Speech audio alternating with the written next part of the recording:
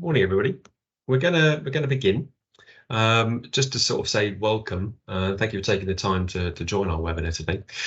Today's session is looking specifically at becoming a future NHS leader with the NHS, specifically with the Graduate Management Training Scheme.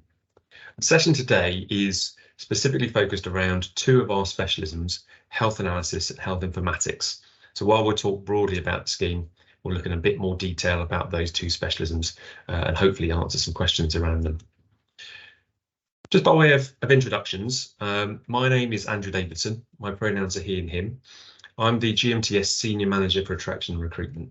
So I and my team are responsible for all of the interactions that you'll have either at university, through brand ambassadors, the webinars, the website and so on, and all the way through the application and assessment process right up until the point that you hopefully will be joining us as a trainee on scheme. I'm supported today by Gabriel Moody. I'll hand over in a second to introduce, and two wonderful presenters. Gabriel, can I just hand over to you to introduce yourself? Yeah, thanks, Andrew. Hi, all, my name is Gabriel Moody. I am the GMTS Leadership Development Coordinator, mainly in attraction and recruitment, and I'm here today just to sort of support the chat and sort of answer any questions you've got in the chat, and I'll be sort of running the Q&A session as well. Wonderful, thank you. And Samuel, can I ask you to introduce yourself? Hi everybody, my name is Samuel Okam. I am a Health Informatics trainee. I'm currently working with the NHS, Southwest London NHS ICB for my flexi placement, and I previously worked with the informatics team at Croydon Hospital. Yeah. Brilliant. And we are also joined today by Alex Phillips, who unfortunately has just dropped off the webinar, just to try and see if we can get his camera back. I don't know if he's in the background. If not, we'll move on, and then hopefully he'll join us as the session carries on. Hi Andrew, can you hear me? Hi Alex, you are there. Hi, I don't know if my camera is working. I don't think it is from our end, but that's okay. We can work with that. Okay, hi everyone, sorry about the tech problems. I'm Alex, I'm a Health Informatics trainee from the 2022 cohort. So I'm based in the Hampshire and Isle of Wight area. I completed my first placement at the Hampshire and Isle of Wight Integrated Care Board, and I'm now completing a flexi placement at Health Watch Southampton. Brilliant, thank you very much, Alex. So the purpose of today, really, as I've outlined, we're going to look at a broad overview of what the NHS Graduate Management Training Scheme is, how it's structured. We'll talk in a bit more detail about the two specialisms, Health Analysis and Health Informatics, and the differences between the two to help you make your selection. We are going to touch briefly on the application, assessment and selection process. The reason we won't spend too much time on it today is purely because we're going to be running a number of sessions that will go into that in a lot more detail closer to the application window itself. And then importantly, we're going to hear from both Samuel and Alex just around their experiences as trainees and their motivations for joining the scheme. If you do have any questions, do post them in the chat as they come to you. We will try and answer them towards the end in the Q&A session, but do post them as you think of them, and then we can hope to sort of come to all of them. Okay, so hopefully everyone here today is familiar with the National Health Service. I mean, of course, we've all come into contact with it in some way, either through our GP or through some other services within the community. We do tend to think of the NHS as one organisation, but it is in fact made up of 8,300 or so different individual organisations, all working together for the same aim. It's been around for 75 years, so we've just had the anniversary, 75th anniversary. And for 65 of those years, we've also had a graduate management training scheme. Now, the scheme looks very different now to the way that it did back then. It has certainly evolved and certainly developed from, I think the first cohort was 12 individuals. Now we've got a cohort each year of around about 250 individuals from really diverse backgrounds, which is wonderful. The King's Fund estimate that the NHS manages around about 1.6 million patient interactions every single day, which is an absolutely huge number. So it's about 570 million interactions every single year. The organisation as a whole employs, again, around about 1.3 million people. So depending on which source you check, we're somewhere between the 5th and the 7th largest employer in the world, which is a phenomenal fact. It is made up of 8,300 or so different organisations, but within those there are also about 300 different occupations that exist. So you can see that it's a really significantly sized, complex organisation that exists to service patients and provide healthcare free at the point of delivery. So wherever you touch the NHS, wherever you come to the NHS, you're going to come across these 6 values that I've got on screen there. So that's working together for patients. That patients come first in everything that we do. Respect and dignity, that we value every person as an individual, that we respect their aspirations and their commitments in life. The commitment to quality of care, so that each individual insists on quality, insists on best patient experience at all times. Compassion, very, very important value that is central to the care that the NHS provides, so that each service responds with humanity and kindness to each person's pain, distress, or need. Improving lives, strive to improve the health and well-being of individuals, no matter where they are. And then, of course, the final value that everyone counts, so that we maximise the resources as best we can for the benefit of each and every community, each and every individual, to make sure that no one is excluded, discriminated against, or left behind. So they're really key, and they feature absolutely within the graduate management training scheme and every other single organisation around the NHS. So let's talk about the GMTS specifically. All right, so the GMTS is not just a job, it's not just a graduate job. Okay, it is very much an experience. Okay, it is a fast-track leadership development program. All right, that prepares trainees for a really wide variety of roles across the NHS. It is a fully funded program, so if you're successful in joining the scheme, you won't be asked to make a financial contribution at all. The costs are covered by the hosts that will host you, and they make a contribution to the scheme towards your education and training. The scheme is importantly a non-clinical management training program. All right, so if you are specifically interested in a clinical pathway or career pathway, then we're probably not the right place for you. But that's not to say that if you are currently on a clinical pathway and are considering a move, we have lots of trainees each year that do start down a clinical pathway and then can reconsider a management pathway instead. The key purpose of the scheme is to develop senior NHS leaders of the future. So I think at one point we were probably talking about the development of executives specifically, chief executive officers and the like. But actually, in order to create a successful leadership culture, we need lots of different people across a number of different roles. So really the scheme is about developing senior NHS leaders. We have a large number of scheme alumni, so it having run for quite a significant period of time. Many of the previous NHS England CEOs were scheme participants. We've just had our large welcome event up in Leeds for the current year's cohort. And we're now looking to recruit and open applications for the recruitment for next year's cohort to start in September 2024. So awards really aren't the most important part of what we do, but the scheme has been highlighted in a number of different places. So the strength is very much around the networks and support made available to trainees, and it's that really that's enabled us to remain in the Times Top 100 graduate employees list for the last 25 years, and specifically in the last year sort of highlighted as the graduate employer of choice for both general management and HR. But saying that, I would say that all of the specialisms, all of the other of the 6 specialisms are absolutely exceptional in the provision and the education that's provided. So every year we get asked, what are we looking for? What is the perfect candidate? Who is going to be successful in being offered a place? And while that sounds like a really straightforward question, and indeed it is, the answer is perhaps less easy. And the main reason for that is that we recruit from a really broad base of individuals. So we have somewhere between 15 and 20,000 applications a year, which does sound daunting, and it does sound exceptionally competitive.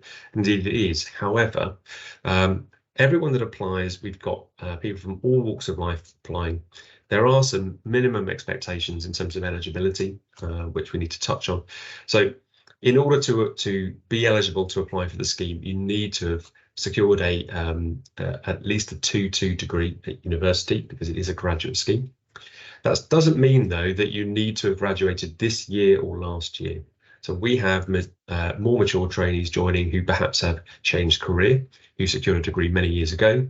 We've got people that perhaps joined the NHS in a different role, again, a number of years ago, and have then decided that this is perhaps the right career pathway for them.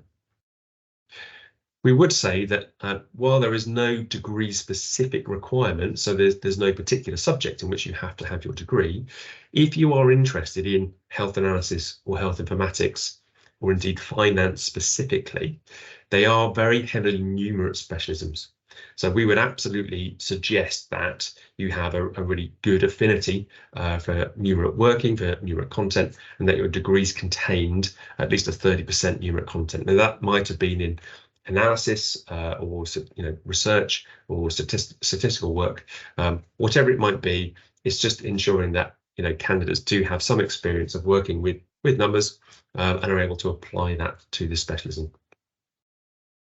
The last key minimum eligibility requirement is that you have the right to work in the UK, and that's both at the start of the scheme, so on the first day of the scheme, but also for the duration of the scheme. Now, the scheme is 2 years for the majority of specialisms, or 2.5 years for finance. So it's really important, if you are here on a visa currently, that you have a right to work pathway in effect for the duration of the scheme. I'm sure there'll be lots of questions about that. That is a key point of interest every single year. We do offer sponsorship, and I'll talk a bit about that later. There are some very specific requirements, however, for us to be able to do that with regard to the region and the salary. I think that the key thing that the scheme offers is that you will join a sizable cohort of trainees that are all going through quite an exciting but challenging journey at the same time. We regularly hear about alumni, talking of friendships they built while on scheme that have lasted many, many years and have, stood them in good stead as they develop their career. We don't offer a permanent role at the end of the scheme, but, and I'm sure our speakers will share this, the GMTS brand does open up an awful lot of doors, and there's a huge demand for experienced, qualified NHS managers and leaders. So if you are keen to continue your development within the NHS, you will absolutely find it relatively straightforward, having a lot of support in order to secure that first permanent role. The scheme is hard work. Okay, we try not to sugarcoat that. It isn't just a job, it is an experience. Okay, it's the combination of education and work, and that can be really demanding. Balancing what is in effect a postgraduate qualification at the same time as working a full-time role, it can be hard, but it's a phenomenal opportunity. I think it's unlike any other graduate role that's sort of out in the marketplace currently. I'm just going to ask our speakers today. Samuel, welcome. Thank you very much for joining us for the webinar today. I'm sure that you were looking at lots of different roles when you were at the point of applying for the scheme. Can you just share with us what made you choose the NHS and this particular opportunity over any others that you might have been looking at? Thank you, Andrew. Yes, when I was applying, I was looking at quite a few other options. The reason why I decided to work with the NHS is because I've always wanted to be able to relate with the people I am impacting. So I want to be able to have a real life impact on people's lives, and also be able to see how that impact plays out and how it helps people. Because personally for me, it gives me a sense of fulfillment. That was my main reason. But other than that, I looked at the benefits of the scheme, which includes the training you get from UCL, the education bit, and I felt that was something that you don't get offered on many other graduate schemes. So these two things were the main reasons why I chose to work with the NHS instead. Brilliant. Thank you, Sam. And Alex, I mean, does that ring true for you, or were there other motivations that you had for choosing the NHS over a number of the other graduate roles that exist? Yeah, I think the reason I chose the NHS graduate scheme was probably down to two main factors. Firstly, I felt that the NHS values really spoke to me. I wanted a job that kind of improved lives, improved society, and improving lives is one of the 6 NHS values. And I also believe very strongly in promoting equality and inclusion in society, and the value of everyone counts that the NHS has. Speaks really well to that also. And secondly, what I really love about working at the NHS is that almost everyone I know in my family, my friends, myself as well, and we all use the NHS at some point in our lives. So by working in the NHS, I know that the work that I do has an impact on basically everyone that I care for in my life. So that's kind of really meaningful.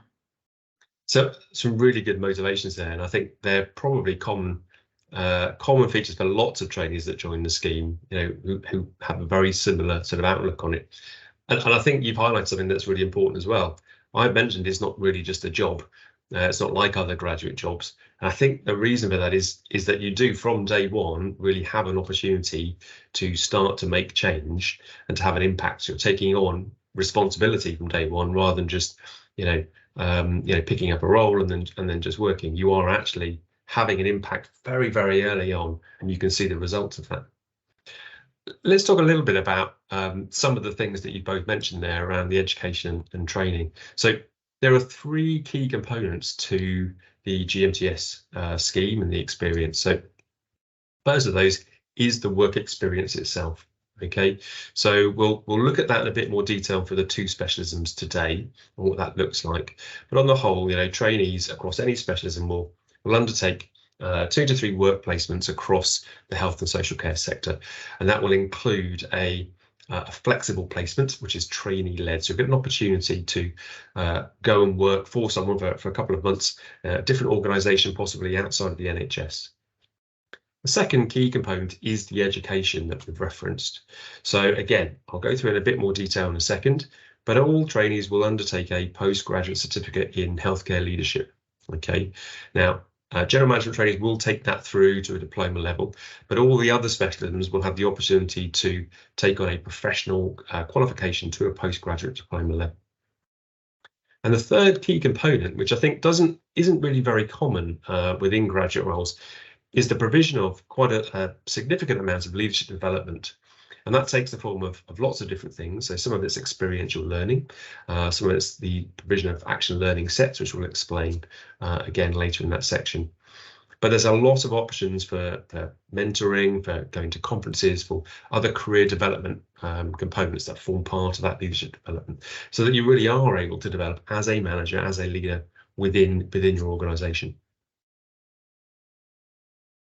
So when you apply, you'll have the opportunity to identify your preferred specialism.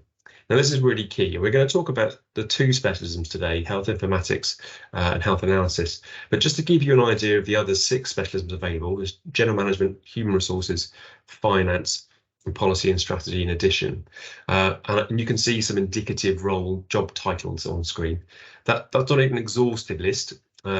I think one of the strengths of the scheme is that every single individual trainee in their work placement will be undertaking a really unique work experience. Okay, so if you imagine the number of organisations that exist, all general management trainees will quite likely be working in different sorts of teams, working on different work streams with different goals. Okay, so I think that's a huge strength of the scheme, and hopefully our speakers today will talk a bit about what it is that they've been working on. What I would say is that if you are thinking about the specialism, and certainly in the comparison between health analysis and health informatics, it's really important to understand what the specialism involves, so that you are clear that that is the type of work that you want to go on and do. So really think about what interests you. Okay, if this is your first professional role, then absolutely think about what career path you're most passionate about pursuing. All right. Once you've started the scheme, if you're successful through the assessment centre process and we are able to offer you, we are only going to offer you something that you've indicated you'd like to do. Once you've accepted that role and we've issued you a contract of employment and you've started with us, you won't be able to change specialism. Okay, so that's really key, that you really think carefully about what it is you actually want to do and only indicate to us what that is.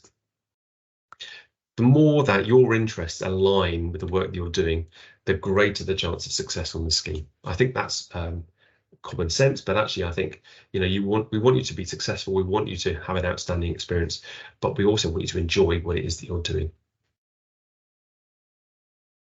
So just as a quick visual aid, there's quite a bit of information on the screen there. Hopefully people can see that. The scheme is structured over the course of 2 years. Finance is a bit longer, it's 2.5 years. So there's a slightly different placement structure.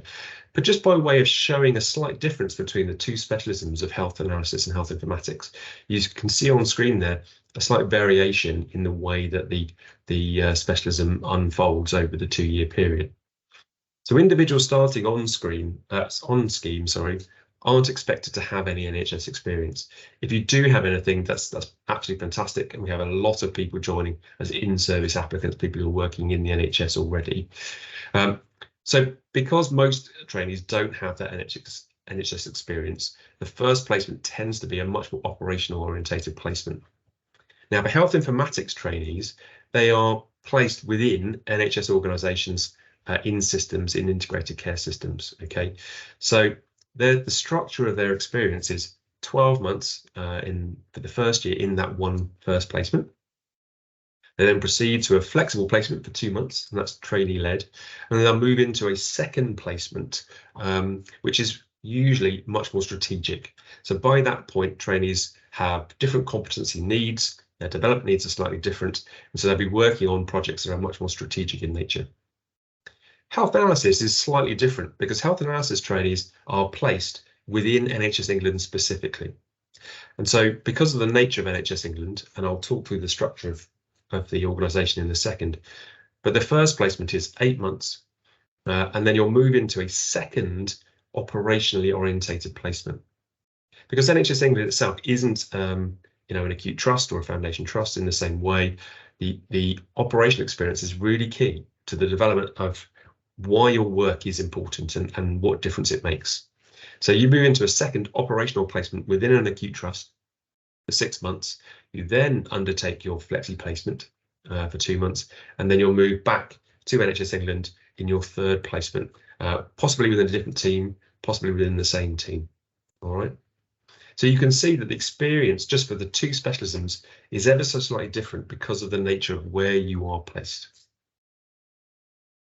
If you've got any further questions about that, then please do pop them in the chat and we'll try and address them and hear from both Samuel and Alex about their experience. On screen, you can see just a quick overview of the nature of NHS England and what the operating structure looks like. It is going through quite a significant organisational change programme as we speak. So this represents the new structures. You can see across the top there a range of different directorates that exist within NHS England, and placements may be in any one of those directorates. Okay. The regional teams, so we have 7 different regions around the UK, and there are integrated care systems that will form a link with each of those regional teams. All right. So you can see that NHS England is structured in quite a different way to the way that the national systems or the national integrated care system may well be structured, and therefore the type of work you'll be involved in will be a bit different. Yeah, regions hold the primary relationships with systems, supporting the delivery of the local priorities. So the key structural change there is that integrated care systems are identifying the best ways of working, the best ways of providing healthcare to those local communities. So let's talk quickly about the education component. Now, this is something that most applicants are really very interested in because it's quite a significant part of the GMTS experience.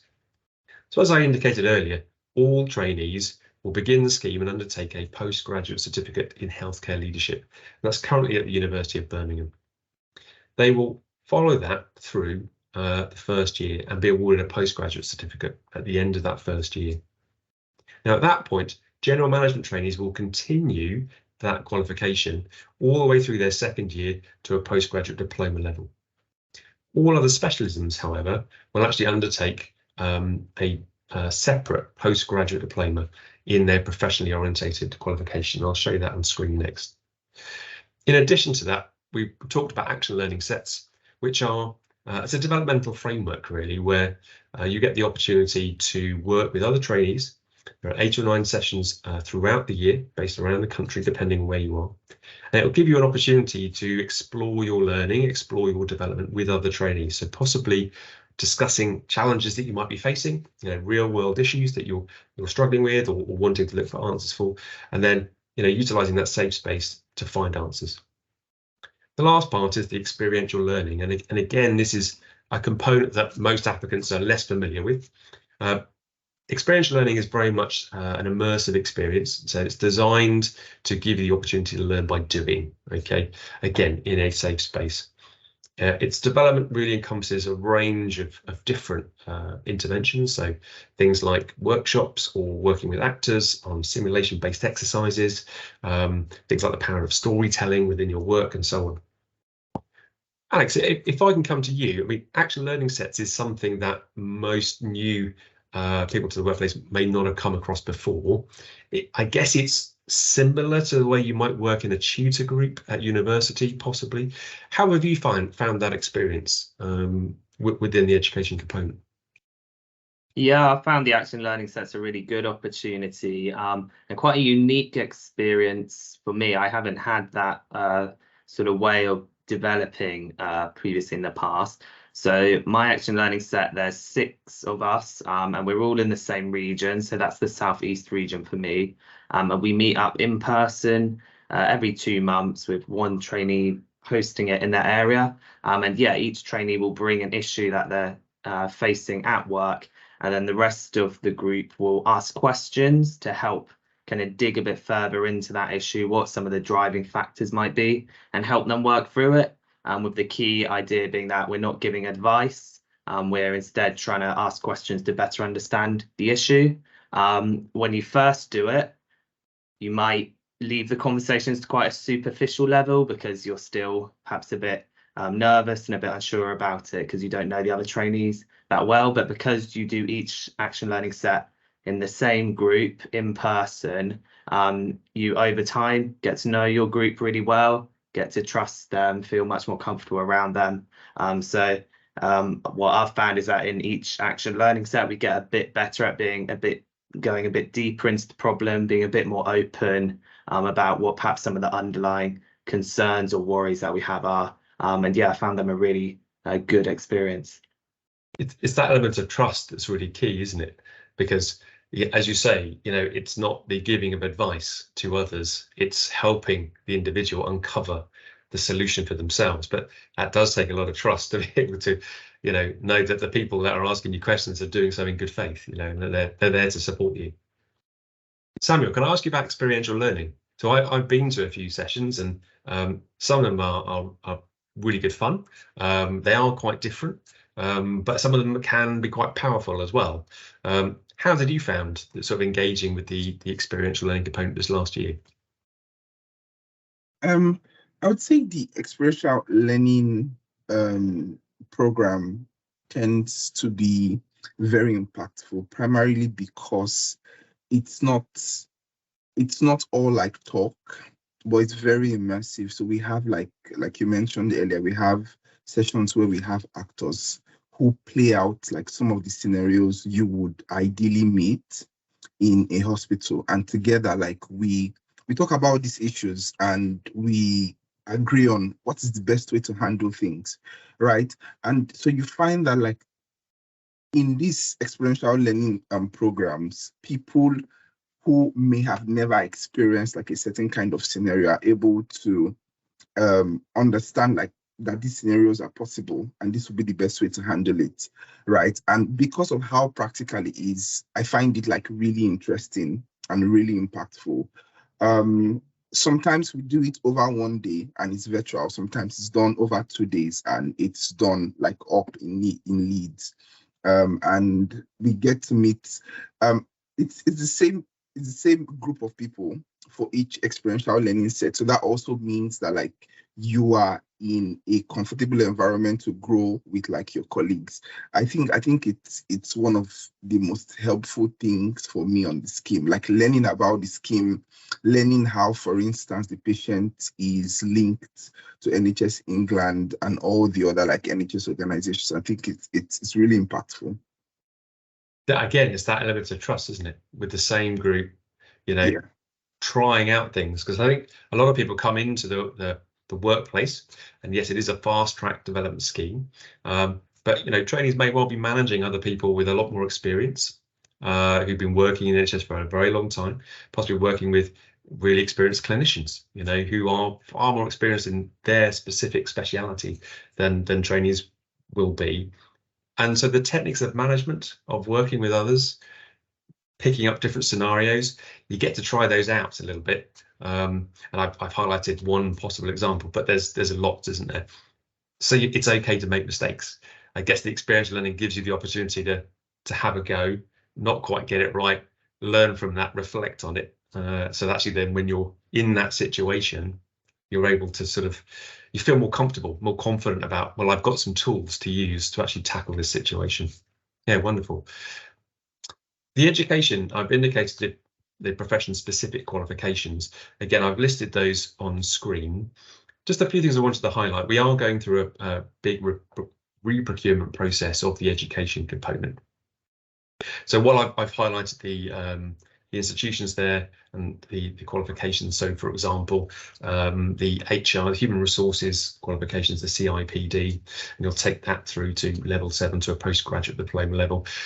It may well be that will continue to be the case. It may well be that through that re-procurement, those qualifications do change, but they will be all to a master's level qualification, a postgraduate diploma level qualification specific to that profession.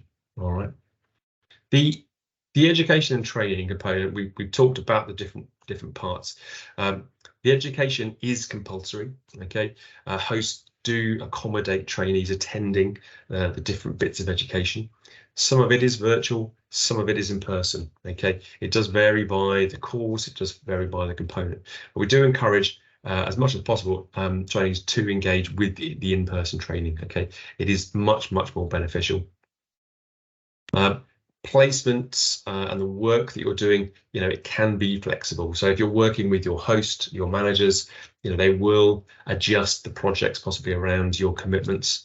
They do understand the experience that you're on. Okay, the internal education team within GMTS manage the relationships with the universities. However, trainees are expected to work with the education provider directly, usually through a tutor. Okay, and that's exactly the same way as you would do at university. All right.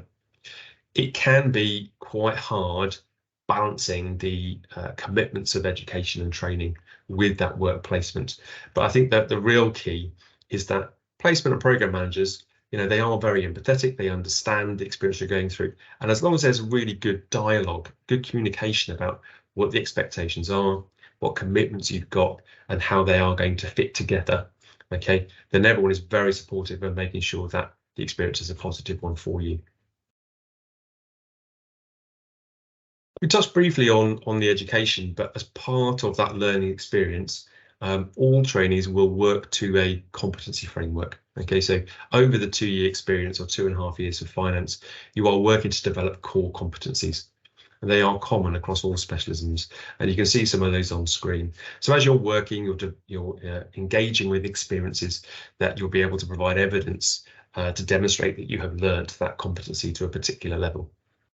For finance, human resources, general management and health informatics specifically, there are some specialist competencies as part of that framework that have been approved by relevant professional bodies. Okay, so I just wanted to highlight that. Given the challenge of the entire experience, we've referenced a few different individuals that are there to support you. So there are 7 really levels of GMTS people that are involved in your experience to make sure that you do have an outstanding experience and it's as successful as possible.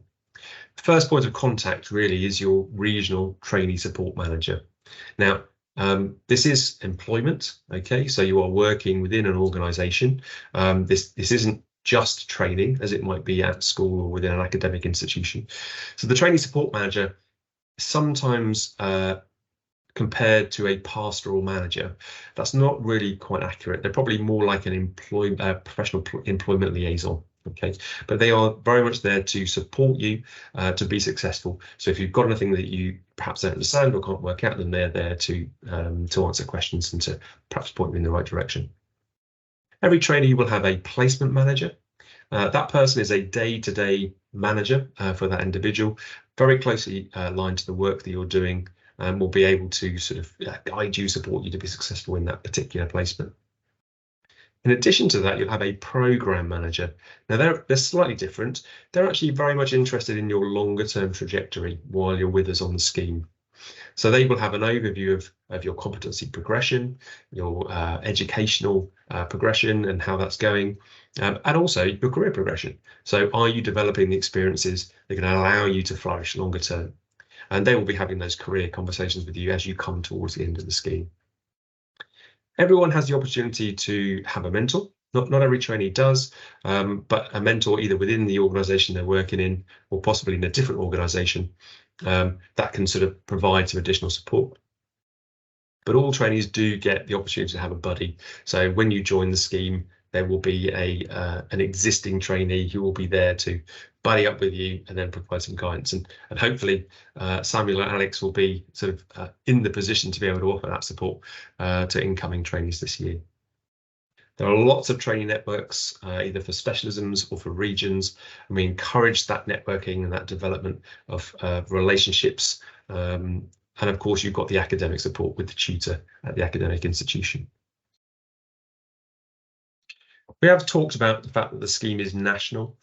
We are in England only. If you are going to be living in either Wales or Scotland or Northern Ireland, there are equivalent schemes. They're not quite the same in size, but they do offer a similar experience, but they do run separately. So if you are going to be moving to one of those parts of the UK, let us know. We can absolutely signpost you to those schemes.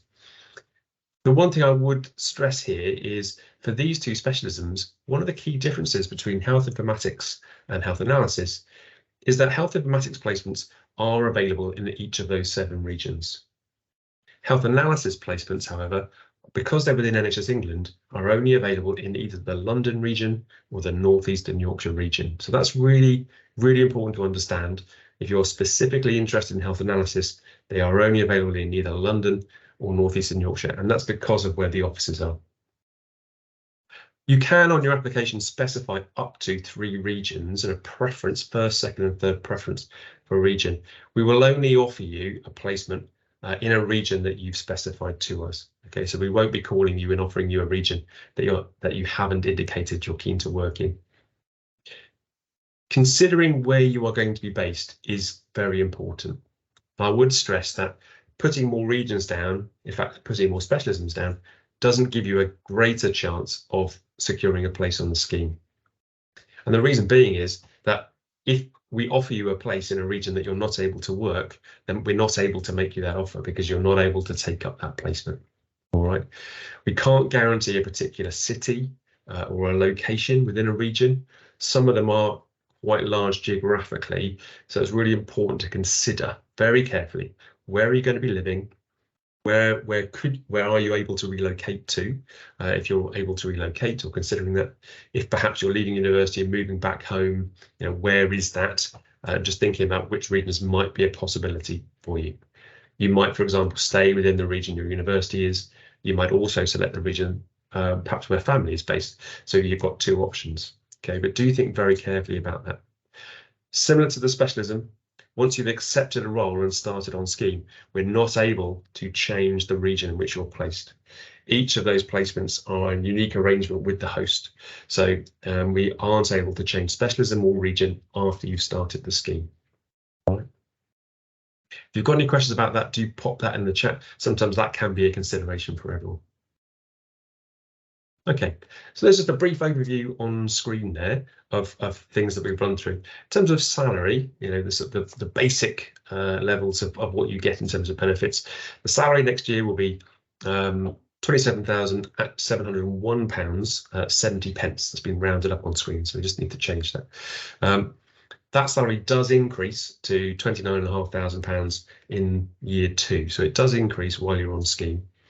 And the average salary when trainees finish and they take up a permanent role is somewhere between £40,000 and £44,000. So there's quite significant financial progression during your time with us.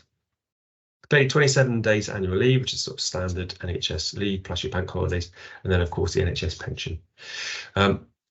The scheme is 2 years long, or 2.5 years for finance trainees. So again, if you're thinking about finance specifically, I know today is about health informatics and health analysis, do factor that in. Do think about that. Okay.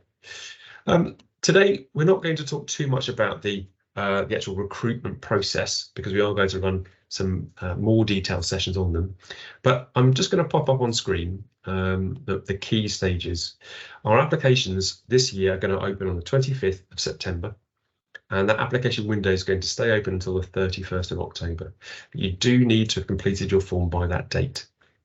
Once you've completed the form, you'll move straight into that first assessment. So we're not filtering anyone out on the application.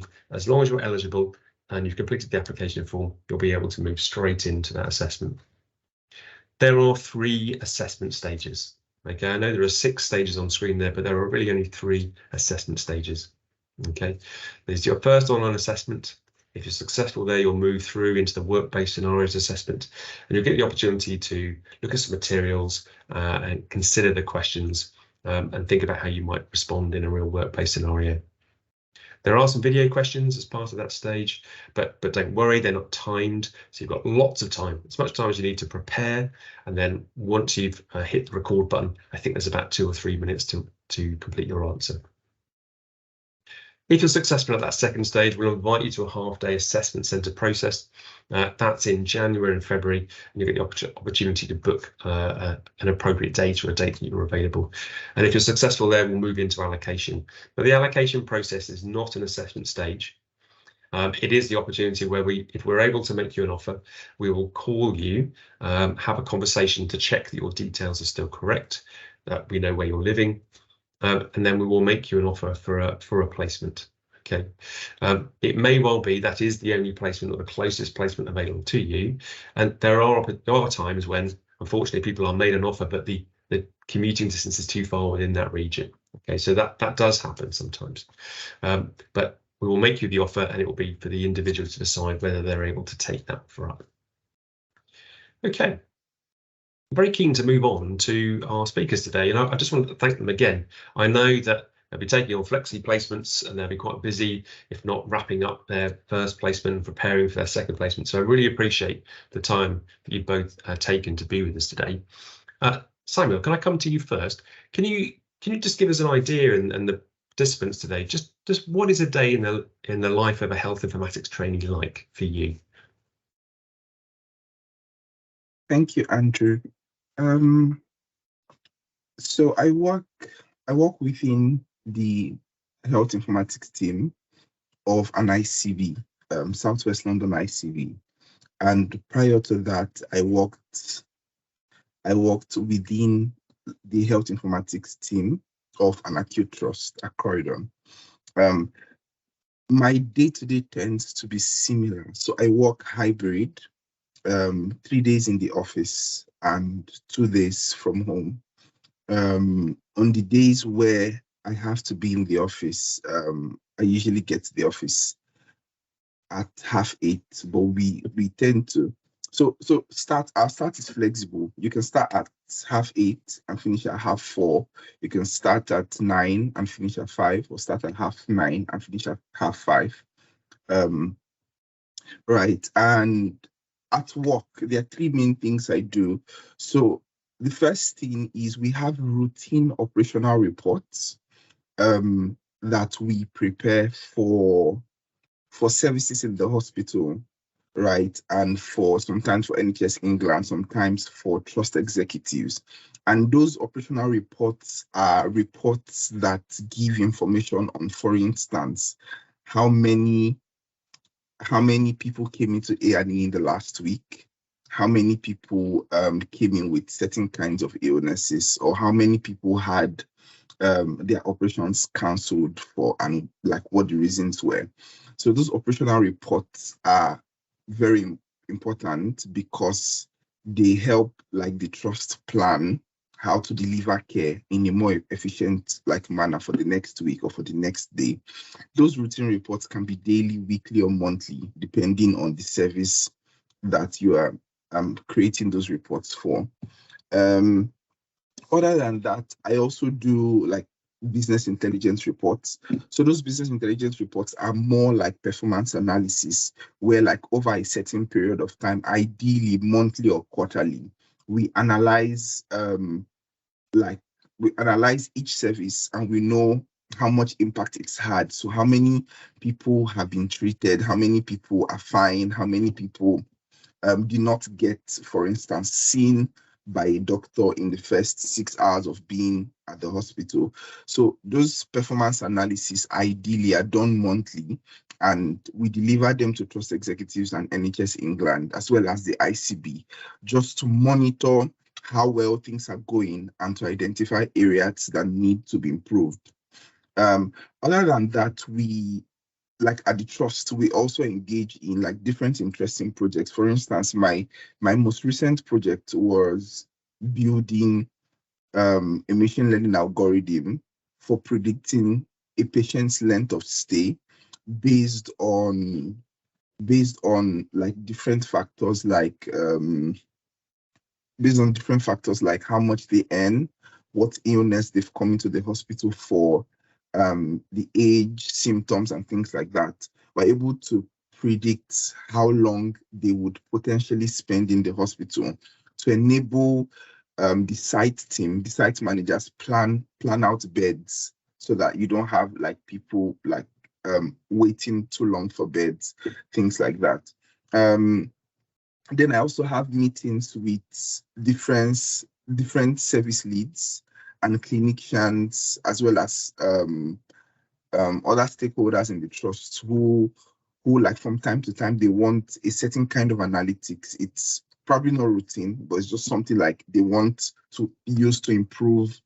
They want to use to improve the service they deliver, right? So this is most likely what my day-to-day looks like in terms of work. Other than that, we, as a trainee, the other things that I engage in, from time to time, we have the ALS, like you mentioned earlier, the experiential learning, and we have, for health informatics specifically, most of our modules, we have a 3-day face-to-face sessions, which most of the other learning is done online, in virtual classrooms and with materials uploaded that you have to read. But for every module, we have a 3-day face-to-face session where we go to campus and we get taught for those 3 days, and we're able to ask questions and clarify what our assessments will look like, what are the things that we primarily need to focus on, and things like that. So when I'm not in, when I'm not at work, it's either that I'm having an ALS session or an experiential learning session, or I'm on campus. Yeah. So that's generally what it looks like working on the scheme for me. That's a really good insight. Thank you very much, Samuel. Because actually you've highlighted that there are variations, aren't they, in terms of the experience. So, you are able to work hybrid a little bit. That isn't the same for everybody. It is very much dependent on the host, yes, but also the specialism, and also the education is you are, again, a little bit virtual, but also having to go to, whether it be ALS sessions or experiential learning sessions or the university for in-person sessions as well. I know there'll probably be a few questions about that. Just to say for everyone, we have outlined what that commitment is on the website. So if it's not updated yet, it certainly will be by the beginning of next week. But all travel and accommodation is covered by the scheme. Okay, so it's not the expectation you're traveling long distances and that's at your expense. All of that is covered by the scheme. Thank you, Samuel. Alex, can I come to you now? I mean, I'm interested, and we see this a lot with some webinars. Both you and Samuel are both health informatics trainees, but I wonder whether in fact you have a very different experience and whether you can perhaps highlight for us some of the difference between health informatics and health analysis in your experience day to day. Yeah, thank you, Andrew. So I'll talk a bit about a typical day in the life during my first placement, because I've only just started my current one. So that was at the Hampshire and Isle of Wight Integrated Care Board, which helps with the commissioning, the strategy of healthcare for the entire Hampshire and Isle of Wight region. So my placement there was in the performance team as a health informatics analyst. So for that, I was completing reports on some of the key national targets that NHS organisations have. So this includes reducing waiting lists for hospital appointments, improving the ambulance response call times, reducing A&E waiting times. So each week I would write a report on these different metrics that would get shared with the organisation, so they could identify areas for improvement. So this was a very kind of analytical piece of work, and that's a piece of work that you would be able to do both on the informatics stream and on the analytics stream. I also got the opportunity during my placement to do other pieces of work which were more focused on project management and program management. And these pieces of work are more a factor of the informatics stream than they are of the analytics stream. So I got some experience working in the digital program at the Integrated Care Board, specifically on their digital workforce and digital inclusion projects. So for digital workforce, we looked at trialing a digital training platform that was provided by Barclays, and we had a look at it to see whether it's something we would want to use more widely with the staff in our organisation to help them improve their digital skills. And we also looked at developing a framework that people can use to self-assess their digital skills. And in digital inclusion, I did some work around creating what we call a directory of services, which is a website that shows all the different services patients can access in their local area. And for this directory of services, it was specifically looking at organisations that can help them with digital skills. I also actually got the opportunity to do some work which wouldn't sit specifically within informatics, and I think that's the case for any specialism. If there's other areas you're interested in and would like to get some experience in that, there's nothing stopping you reaching out and working there. So I did a bit of work with the strategy team. There was a 5-year strategy called the Joint Forward Plan that they were developing, and I did a review of the national guidance on developing these joint forward plans for each organisation, and I highlighted to the strategy team if there were any aspects of that national guidance which they didn't have in their strategy plan. A bit like Samuel, my placement was hybrid, and I actually made the most of that by, I would spend on most days the morning working from home, and then in my lunch break I would get the train to the office. It was only about 10 minutes for me, because that meant I could get an off-peak train ticket. So I really made the most of that opportunity. Obviously in other placements they might want you in person for the full day or for certain days of the week. And yeah, obviously beyond the work I was also doing education. We have every couple months a health informatics residential, which is 3 days long, and we also have experiential learning, action learning sets. Usually I would have a sort of quiet afternoon in the week where I could get my education completed. When there's a deadline coming up, I'd often have to do a bit of extra work on a weekend or an evening as well, but it wasn't something I had to do every single week. I mean, there's so many things I want to ask you about there, but you've highlighted something quite useful, I think, is that the work is different, is dependent, isn't it? And importantly, you know, I've mentioned the scheme is an experience, and it's not, you know, it's not like a traditional job in the same way that other graduate roles are, but you do have the opportunity to shape that experience.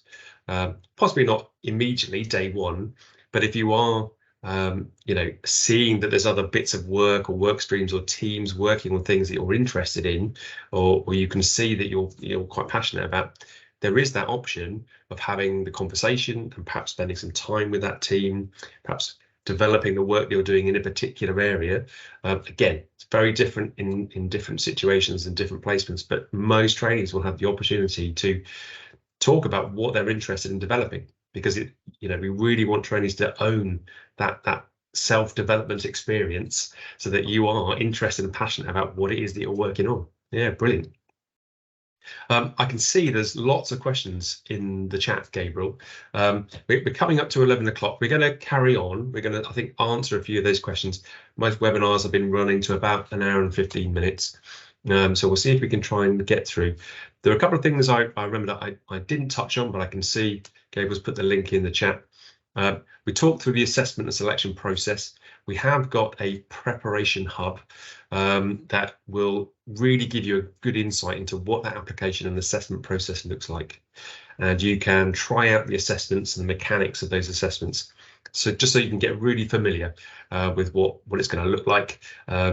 It's not the actual one, it's like a practice test, or shorter version, but it'll give you a good idea about what you're going to be doing. And I think the other thing to highlight is there is a specialism selector tool as well. So on the website, there is a tool where it will give you an idea about, and it's not, very precise. It'll only really respond to what you tell it, but it will give you an idea about the types of work and whether this specialism is right for you, whether there's one that's more appropriate. So definitely go and have a look for that. Gabriel, are there any questions that we can start picking up and answering? Yeah, so we had one question from, I think it was Caroline, who asked what you meant by operational placement. Okay, great question. Well, actually, Alex, you were just talking very much about some of that work. It's probably better. Can you have a go at that? What is the difference between an operational and strategic placement? Yeah, usually when we talk about a strategic placement, we're talking about a placement that's at either an integrated care board or NHS England, if you're on one of the specialisms which is based at NHS England. And for those placements, you'll be not working in a clinical environment such as a hospital, but instead you'll be working in an office focusing on, of course, strategy and processes like commissioning, choosing which services the NHS is going to pay for in their local area. So look at things that are more broader, regional, longer term view. For an operational placement, that will be in a hospital trust. That can either be an acute hospital trust, or that could be a community hospital trust. And you'll learn on the scheme the difference between those two types of trusts if you don't know already. But for that sort of work, it'll be much more focused on the clinical aspects of the hospital. You'll be working you're more likely to be working with clinicians and with patients, and your focus will be still have perhaps a bit of that longer term strategic element, but the focus will be more focused on the day-to-day running of the organization, management of the current issues that are there at the time being. Like, for example, if we're going into winter, there'll be a lot of operational work to manage the day-to-day seasonal pressures of winter. That's a great explanation. Ultimately, it's a lot more reactive tasks, aren't they, in an operational role? The strategic role, and again, it's probably useful to highlight that there are trainees who will stay in the same acute trust for both placements, but move from an operational role into a more strategic role. And the strategic role is looking at perhaps analysing some information, making some recommendations, perhaps working in a more strategic way across organisational boundaries. And with the development of integrated care systems, there's a lot of opportunity for system working, bringing different organisations together around an idea, around a new service, or the way that a new way of delivering that service. And you will need to bring to bear different skills and capabilities, possibly around influencing, persuasion, visioning for those different things. Hopefully that's answered that question. A brilliant question. Gabriel, what can we tackle next? Libby asks, how much of the training will be spent at university or in classroom learning? So again, I think it's a combination of the two. The majority of your time will be spent in your work placement, but everything is done within the work week. There is a study policy, so there are study days available to trainees to use just prior to assessment periods and when assignments are due. So there is a virtual component, there is an in-person component, but certainly it's spread out across the 2 years. So it's not you're going to be in classrooms for 2 or 3 days a week. I think as Samuel outlined, some of it is residential. So you'll come together for 2 or 3 days and you'll cover lots of content in that time. Some universities might run one session a week, depending on where you're based, or some might put them all together. All right. We have another question from Rachel, who asks, throughout the 7 regions, are the places on the scheme equally divided with the 6 roles, or do some regions house more health analysis roles, for example, than others? So health analysis is only available in London and in northeastern Yorkshire, and that's actually the same for policy and strategy. So those roles are only available in London and in northeastern Yorkshire, in and around Leeds. And the reason for that is just that's where NHS England is based. For all of the other specialisms, there is a relatively constant provision split between them. They are all available in all the regions. The percentage of each does vary slightly because we work with hosts, so they will request trainees from us and they will bid to host trainees, and we assess whether they are a good host to host an individual on the scheme.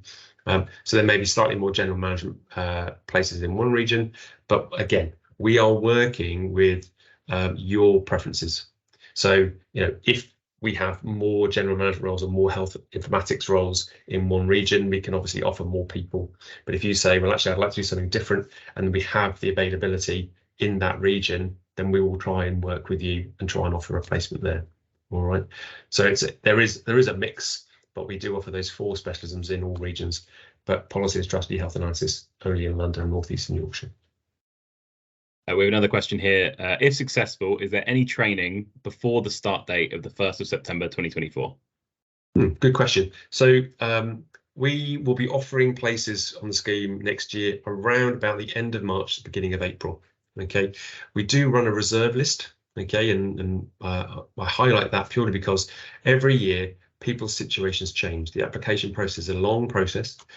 People do move, their personal circumstances change. So we will make an initial offer to 250 individuals, and then we will make offers to people on that reserve list. And usually, there's a lot of people involved in that process over the subsequent months. There is an onboarding module. Okay, so while you're going through pre-employment checks, you have to complete all the pre-employment checks before we can issue you a contract and you can start on scheme. But during that time, the education and experience team run an onboarding module where there is some learning, there's some preparation to do, some reading to do to help prepare you really. And then on day 1, we run a large welcome event where there's lots of training and messaging over those 2 days, followed by a regional training event on scheme, and then an orientation where there's 20 days spent looking at the NHS and gaining a broader understanding of the NHS that's not specific to your role. So yeah, it's quite comprehensive. There's not a huge amount before you start, but predominantly the bit before you start is that onboarding module. We've got another question here. If you are an in-service candidate or an NHS employee and you are successful, would your years in service be honoured for your annual leave entitlement? Simple question. Yes, they are. So if there are some rules around breaks in service and so on, but I think on the overview slide, we are able to match salary. So if you are currently an in-service employee, so if you're working in NHS currently, we can match your salary up to 85% of band 6. So we work with the Jennifer Change pay scale. That won't mean much to many people here today, but if you're working in NHS, the salary is based on the Agenda for Change pay scale at band 6. We can match up to 85% on band 6 for current NHS employees, and we do match for holiday and other benefit entitlements, for example, pension, but you do just need to meet the rules for continuous service. Caroline asks, if I'm open to any location, do I still need to select 3 regions? That's a really good question, and it's a complicated one, or more so than you might imagine. There is an additional question that does say, are you prepared to work nationally? i.e., are you open to working anywhere in the country? If you are keen to work anywhere, then I would put your 3 preferred regions, because you will have a choice. Some regions are much more competitive than others, and I will be very open about that. The vast majority of candidates will put London. So London is an exceptionally competitive region because so many people want to work in London. If you are putting London only and you only want to work in London, that's absolutely fine. There's no point putting other regions if in fact you don't want to work anywhere else. But if you do, you have a greater chance, if you don't get London, to then potentially be offered elsewhere. Okay, if you are genuinely open to working anywhere in the country, do put your top 3 and then indicate you're prepared to work nationally, and that will give us the best indication of your situation. I've got a question here. If it is a graduate program, the GMTS, that requires no experience, what do the virtual assessment centres test for? That's a great question. So I said I would encourage people to go and view the Preparation Hub link, okay, and you can get an idea. We assess on a strength-based methodology. Okay, what that means basically is that there are a variety of strengths aligned to the NHS values, okay, that we think are very important for assessing high potential for leadership within the NHS. So we are assessing you at the Virtual Assessment Centre through a variety of tasks, some of them as an individual task, as a group task. There may be a written task and an individual strength-based interview, and all of the questions are designed in effect to assess various different strengths. Okay, so it's not specifically on your prior experience. We're not assessing whether you've done this role before or got experience of doing this role. We're assessing high potential, your ability and potential to grow into a successful NHS leader. Okay, so again, the Preparation Hub will give a lot more detail on that and give you a chance to have a look at what that looks like.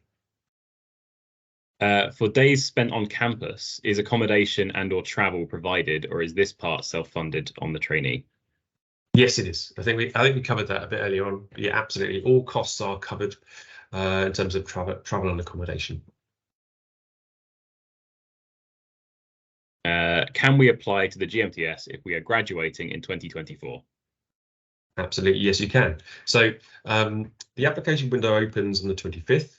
It may well be you are currently in your final year of university and graduating next year. Now, as long as you are able to start on the first day of the scheme, then that's fine. Now, there are, life happens, and sometimes over the course of this year, if assessments are delayed, or perhaps you have to defer assessments, that may make it difficult for you to complete the pre-employment checks and the onboarding process in order to start the scheme. But ostensibly, large numbers of trainees each year, do study in their 3rd year. They complete their university degree and they complete the pre-employment check process with confirmation of their classified degree, and then join us in September. So if there are delays to that for whatever reason, and it does happen, just let us know. We'll work with you. If we can resolve things before the start of the scheme, then we will. And if we can't, we'll look at some options with you. All right. Tariq asks, I've noticed on the scheme webpage that education is provided by the University of Manchester, which is more convenient than University College London, as I'm in West Yorkshire, but it isn't mentioned at the Insight event or today, so I'm a little worried. Also, with regards to the health analysis role, where are the offices based? Okay, so to answer the last part first, let's just tackle that first. So health analysis is only based in the London region and or the North East and Yorkshire region. Now the offices specifically, and there are a number of different offices, so I couldn't tell you precisely which one it's going to be in. I know that some are based in Wellington House in Waterloo. I know there are people based out in Reading and out towards that direction. Okay, so there are offices in different places. again, it will come down to the offer. We will tell you where it is based and talk to you about an offer, and to see if that works for you. Okay, if there is some movement and we've got a placement elsewhere that's perhaps more convenient, we will try and make that work for you. Okay, but we can't guarantee precise location, either city or location. All right. In terms of the University of Manchester, so different providers will provide different parts of education. Okay, so the different professional qualifications are delivered by different institutions, and I would highlight that, as I said, we are reprocuring that, so it's possible that by the time trainees start next year, it might well be a different organisation or institution. But the key is that there is an expectation for trainees to engage with the mandatory component of education. Some of it might be virtual, some of it may well be in person. So you may need to travel to undertake those bits. You cover the cost of that, but you will need to travel to undertake it. We have a question here. I'm currently on a student visa. Can I still apply? Okay, so lots of possibilities with that question. We are able to sponsor applicants to the scheme or trainees on the scheme, but only in very specific circumstances. So if you are currently on a student visa, and that runs all the way to the end of next academic year, or this current academic year, end of next August or September, and you are applying to London specifically, then there is the option for us to be able to offer you a certificate of sponsorship. Okay, but we are only able to offer that for someone moving from student visa to the certificate of sponsorship visa in London, because of the requirements from the Home Office around salary. So the sponsorship code we use is very specific, and in order to meet the salary requirements, you have to be based in London for that to work. Okay, so if you do require a visa, or there's an issue around right to work, and you're looking for sponsorship, if you're applying for any other region, then we won't be able to support you, unfortunately. All right. We have a question for the trainees here. Are there any skills that this person should ideally learn before the start date? For example, SQL or Power BI or any sort of analysis tool? That's a great question. Samuel, can I come to you for that? Are there any specific skills that you think they could start looking at now? I would say SQL and Power BI are really great skills to learn, but your specific role varies by institution. And so for instance, if you start, or if you are on a strategic placement, you may not necessarily use Power BI or SQL, right? But I find that most health informatics trainee tend to use SQL and in some cases Power BI. So I would say yes, they're a great skill to learn, but it's not compulsory that you would end up using it, basically. Alex, I mean, would you agree with that? Is there anything else that you've used or you could suggest? Yeah, I would say very much the same. I did a bit of training in SQL, in Power BI. There's also the option to do Tableau, which is another analytics tool like Power BI. Yeah. But whether you actually end up using them in your work will depend on your placement. I've not ever used SQL so far on the graduate scheme at work. I have used Power BI as an analytics tool, but I used that because I had the training and I thought, this would be a good tool for this piece of analysis. Had I not had training in Power BI, I could have still done the job using Excel, for example. So it is a good opportunity while you're waiting to get on the scheme to spend some time learning about that, especially if, for example, say you graduated. In my case, I finished university just before going onto the scheme, so I had that sort of free summer in between finishing in June and starting in September. So that was a good window to get some practice in those different IT systems, but it's not a compulsory part of the scheme, and you might get training in them on the job anyway. Yeah, I think it's very dependent on the placement that you end up in.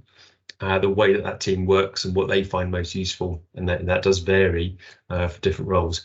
I mean, to add to that, there are some trainees, for example, that are working in Python, and are doing a lot, doing some coding with other languages. Now, that might be because they're specifically interested in that, or that the team specifically is trying to utilize that tool.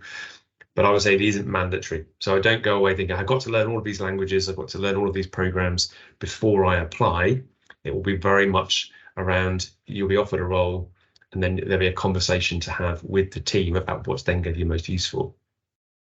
The onboarding process gives you quite a lot of opportunity to then look at doing some pre-preparation prior to starting, knowing what it is that the team might find most useful. Okay. We have two final questions. Just first one, piggybacking off that last one. Obviously, we've just talked about what would be good to have skills in before you start.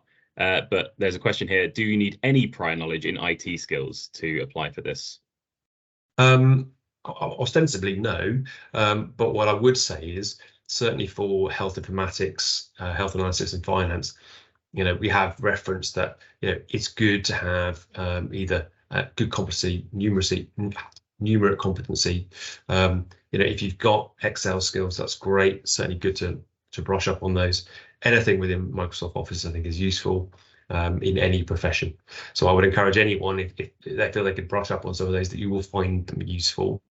But in terms of, yes, these specialisms, nothing specific, but you will need that numeric content within your degree and be able to demonstrate some level of numeric competency. And the last question that we have is, how many specialisms are we allowed to apply for? Yeah, good question. So really, when you apply, we really want you to think very carefully about what that first specialism is. Okay, you have the option to indicate up to 3 specialisms in order that you are interested in pursuing. But again, I would absolutely stress is, do not put anything that you either aren't really familiar with or aren't keen on pursuing long term. And the reason for that is that we may well offer you may put health analysis, for example, as an option. As second choice, we may offer you that, but it may not be something you want to pursue. And if it isn't, then you're not going to be in a position to accept that offer. So actually, it's not helping you or us in terms of being able to secure a place on the scheme. Tell us what it is that you're passionate about or what you're interested in. Only put specialisms down that you understand. I mean, we have come across individuals who have put health informatics without really understanding what it is, okay, and then have found that really quite challenging, okay, and it's not as enjoyable, and therefore they're not as successful. So do spend a lot of time really understanding the specialisms. We're going to be running a lot more webinars on different specialisms, on the scheme in general. Different trainees will be talking about their experience. There is also a trainee stories section on the website, which is fantastic. There's lots of blogs by different trainees that talk about what they do and their specialism, and some videos that you can watch. I would encourage people to try and consume as many of those as possible. Okay, I think we've come to, it's about 11:20, so we've overrun our normal length. Okay, so thank you very much for sticking with us if you're here. We are going to wrap up today. As I said, there are lots of other webinars we're running, so if you haven't had a chance to ask questions, or there's something you think of that you hadn't thought of today, then do register, do come along again, do communicate with us, talk to us, check out the website. We're updating it all the time.